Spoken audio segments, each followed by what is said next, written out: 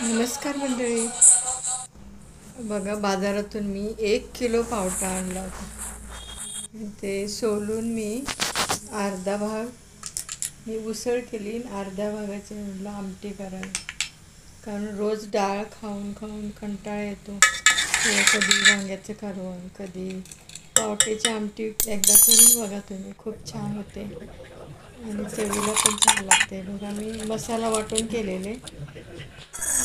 अद्रक फक्त घातलेलं आहे, लसूण, आणखी शेंगदाणे, जिरे, परत हे कोथिंबीर मी वाटण केलेलं. फोडणीला मी जिरं मोहरी घातली, कांदा ब्राऊन करायचा, टमाटा पण थोडासा लाईट करायचा. मग आपल्याला पावडरी मसाले घालायचे.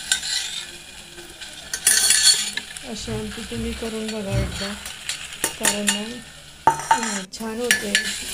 रस्सा भाजी शिजवून घेतले मी हळद मीठ घालून. आणखी पाणी त्यातलं काढून टाकलेलं. आणखी हे वाटलेला मसाला मी फ्राय करायचा आहे तेलामध्ये. आणि आपल्याला तिखट मीठ आपल्या आवडीनुसार घालायचे. धनिया पावडर, जिरा पावडर अशी मी आणलेले आहे, दोन्ही पण मिक्स आणलेले पावडर ती घातली आहे. आणखी गरम मसाला पण घाला. आणखी छान होते भाकरीबरोबर, भाताबरोबर. खूप टेस्टी झाली आहे. तुम्हाला पाहिजे तर चिंच पण थोडीशी घालू शकता. 2 तुकडे चिंच पण घालू शकता उकळताना. वाटतं तुम्हाला ही रेसिपी माझ्या चॅनलला लाईक शेअर सबस्क्राईब करा. तुमच्या फ्रेंडला शेअर करायला खूप छान होते. आणखी टेस्टी लागते. पावटा ना पौष्टिक असतो. आणखी महाग पण असतो पावटा बाजारात. सर्वात महाग पावटा, शेवगा. कारण या भाज्या पौष्टिक, चांगल्या शरीरासाठी खाल्ल्या आपण.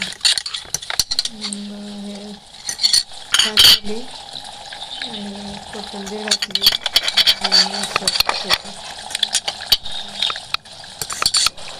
छान आवडली सर्वांनी खाल्ली.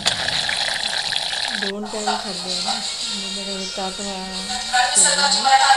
आणले, उकडून घेतले, साखरी भाकर केली. कशी वाटली तुम्हाला आजची रेसिपी?